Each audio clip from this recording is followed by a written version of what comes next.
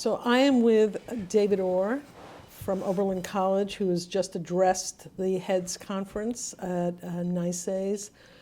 And I have a few questions to ask regarding his ideas about how best to educate our students and prepare them for the world as he sees it, a world that they need to participate for its survival. So let me first of all ask you, you've written a lot about education and the environment, a lot about educating students and how best they need to be educated. You've been critical, I think, of the way in which curriculums have been designed. And you wrote a seminal book 20 years ago, Earth in Mind, that did address that as well as other things. So could you share your view about curriculum and education as it's evolved in those 20 years?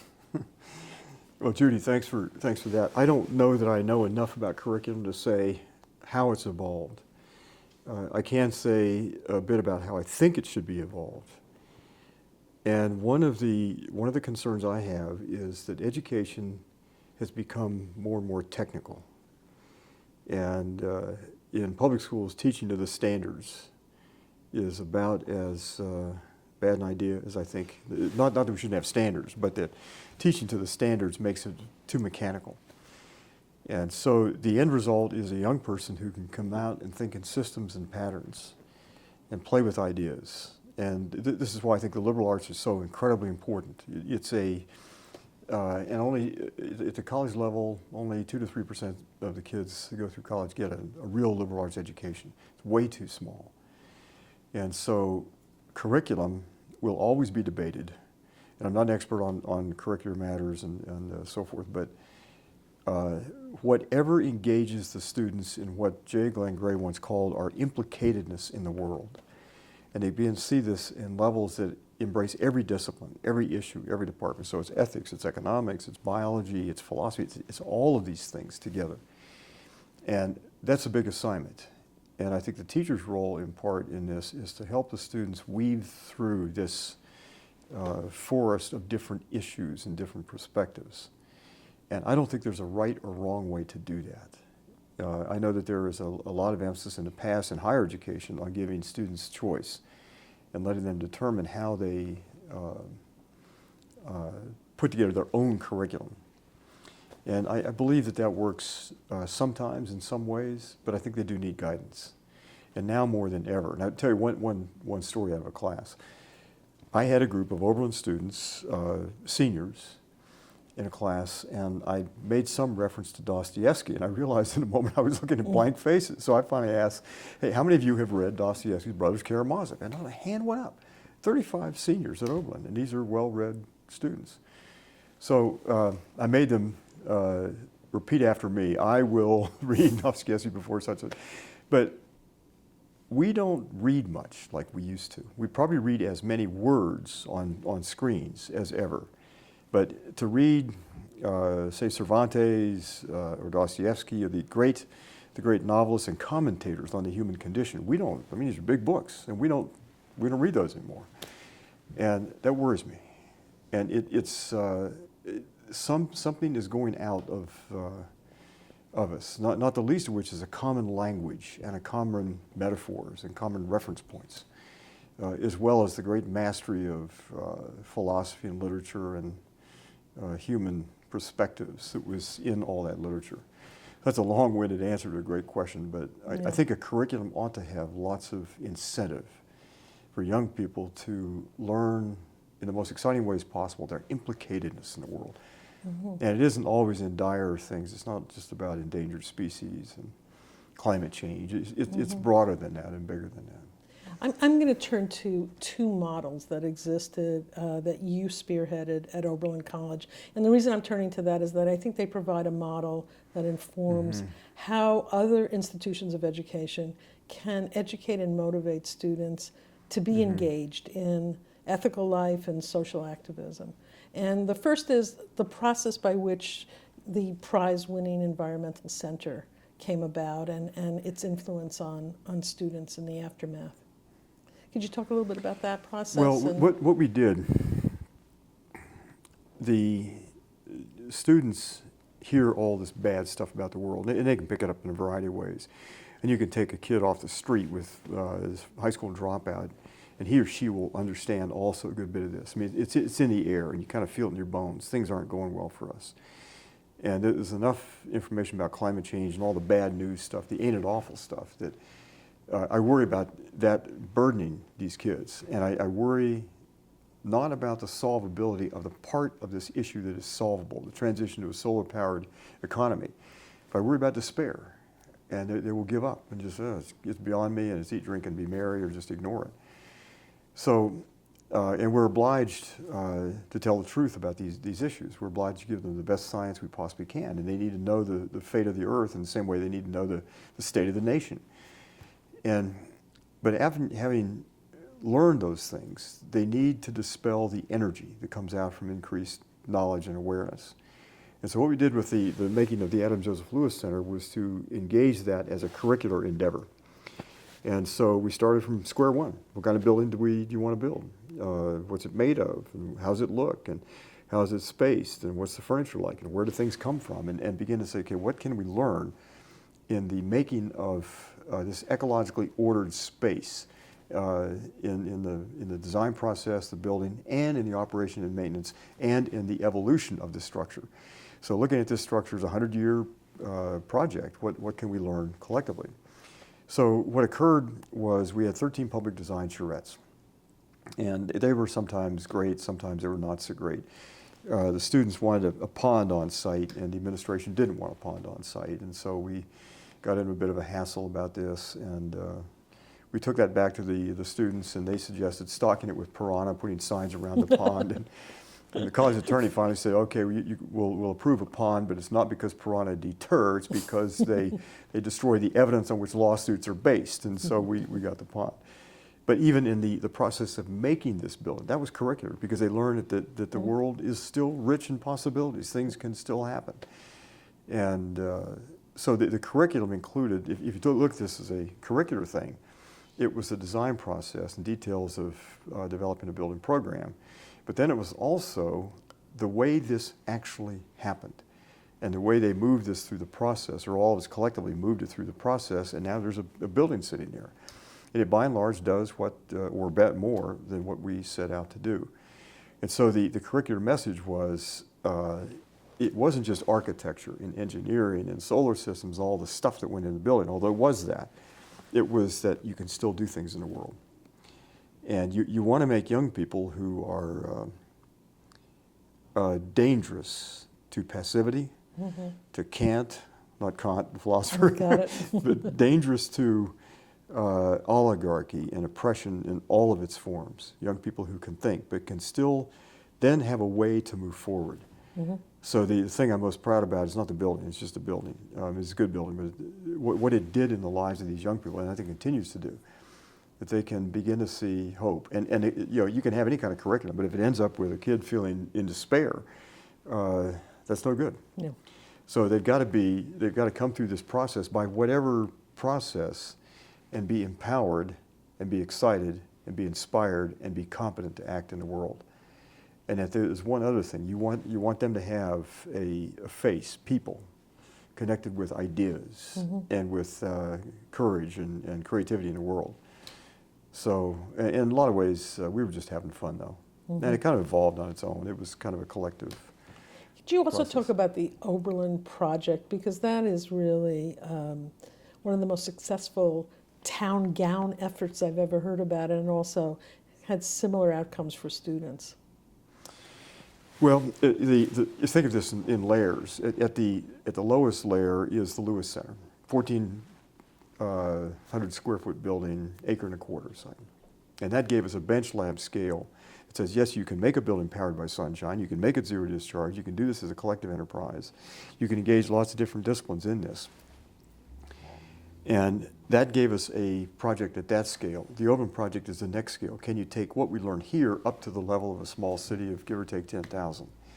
And can you power a city by sunshine, develop a local food system, improve people's health, employment, be carbon neutral, and do all these things, and combine all the various efforts under this larger narrative of the Oberlin Project?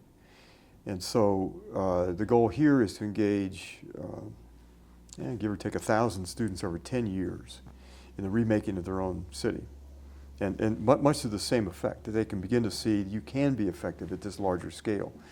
And then the Oberlin Project has a number of features to it. The 11-acre solar array, our base load in Oberlin is about 11 megawatts. This turns out about, because it's a tracking array, it turns out about 3.2 megawatts.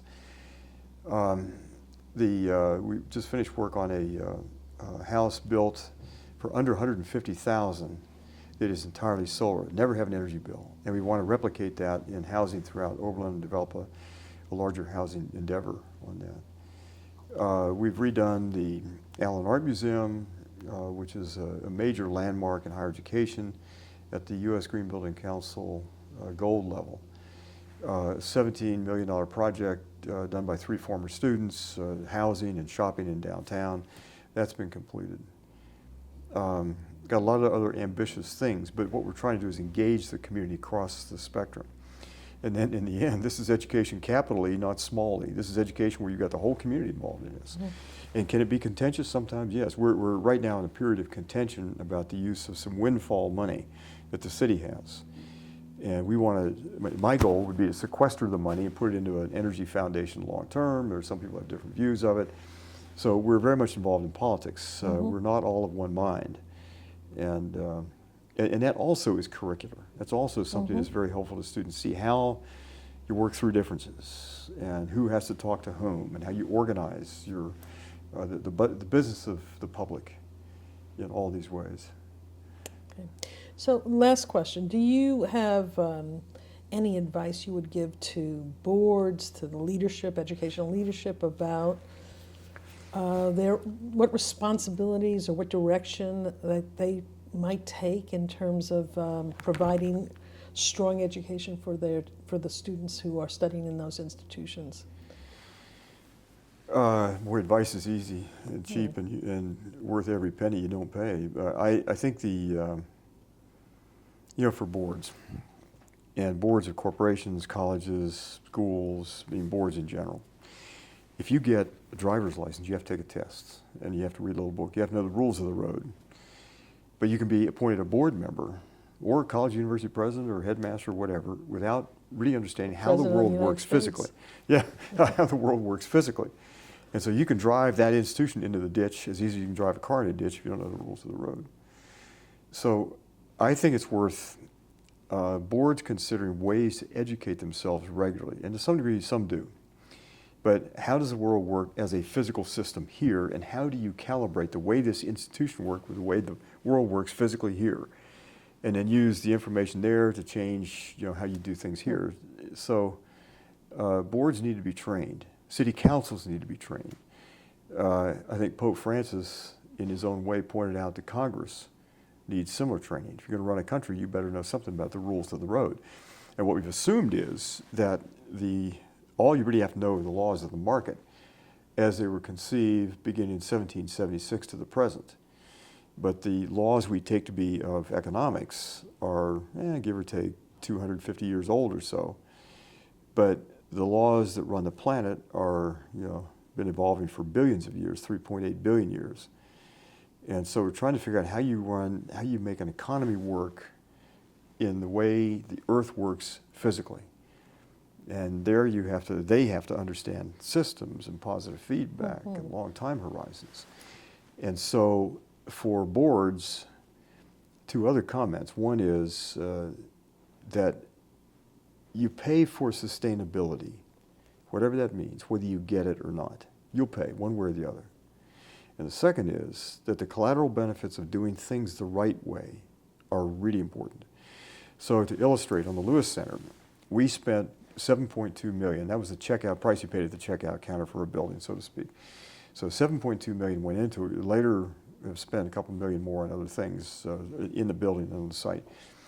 But the collateral benefits of doing that were huge. All of a sudden, we got a ton of publicity out of it. We were mentioned or featured in something like 1,200 to maybe as many as 1,500 stories in various parts of the media, from the New York Times to Charlie Rose Show to on and on. And that's worth something. Every one of those, in a tight market, you compete for attention. And every one of those stories you can put a price tag on.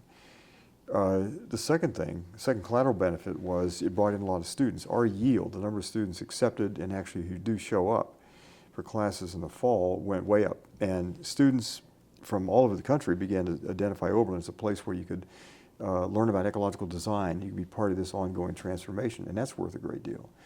In terms of philanthropy, the Lewis Center was done with all philanthropic dollars that came from outside. And so there's a good bit of money that's come into the college for or because of the Lewis Center, and that's worth a lot. And then the last thing is that the place itself is just a great place to work.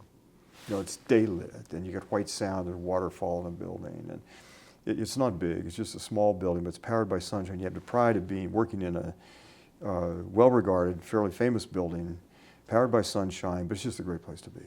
And so it's a nice place to go hang out. And it does all those things, all those biophilic things that good architecture should do. It's just, you want to get to work in the morning. It's not like being in a cubby hole and, you know, having toxic fumes emanate from the carpet, and then you can't wait to get out of there, and then you have to take sick days because you have sick building syndrome, and you're resulting in all that.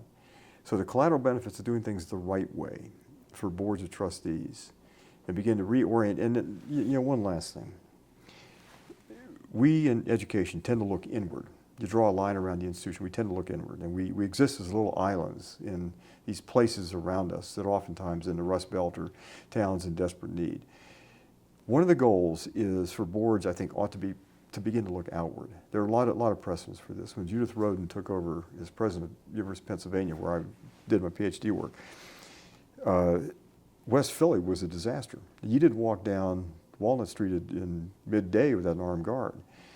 And she put, if I remember the numbers correctly, $600 million into the local community, began to rebuild the community, rebuild the Pennsylvania, University of Pennsylvania area. And now it's one of the nicest urban universities you could imagine. And I think for colleges, universities, schools, private schools, for educational institutions to be the anchors that start this revolution. And in places that are affluent, start the solar revolution, begin to rethink how you get food. In places that are like the Rust Belt where I'm from, how do you rebuild the economy? And how can you make that part of the curriculum and reorient research and thought and attention to things that people pay attention to the local area? And what could be more exciting? And in the story you tell is we were part of the Renaissance here. Is it easy? No, but it's just easier than not doing it. And so boards with vision can play a huge role in this transitional era. All right. Well, thank you very much Oh, Judy, for thanks your time. Well, thank you. And for your insights. Well, thank you. Good to be with you.